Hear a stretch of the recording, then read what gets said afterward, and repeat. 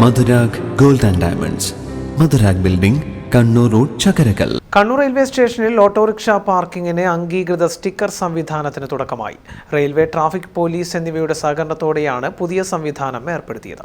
വരും ദിവസങ്ങളിൽ റെയിൽവേ അംഗീകൃത സ്റ്റിക്കർ പതിച്ചവർക്ക് മാത്രമേ റെയിൽവേ സ്റ്റേഷനിൽ യാത്രക്കാരെ കയറ്റുന്നതിന് പ്രവേശനമുണ്ടാവുകയുള്ളൂ.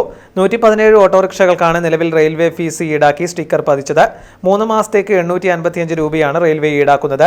200 ഓട്ടോറിക്ഷകൾക്ക് വരെ ബാഡ്ജ് സ്റ്റിക്കർ വിതരണം ചെയ്യുമെന്ന് റെയിൽവേ അറിയിച്ചു. Station manager S Sajith Kumar, deputy station manager Nisar Ahammed, chief commercial inspector P V Rajeev Kumar, MVI Varun Divakaran, RPF SIT Vinod, ASI Manoj Kumar തുടങ്ങിയവർ ചടങ്ങിൽ പങ്കെടുത്തു. പാസഞ്ചേഴ്സിൻ്റെ സൗകര്യത്തിനു വേണ്ടി കുറേ കാലമായിട്ടുള്ള ഒരു ആഗ്രഹമാണ് ഇവിടെ നടത്തിക്കൊണ്ടിരിക്കുന്നത്.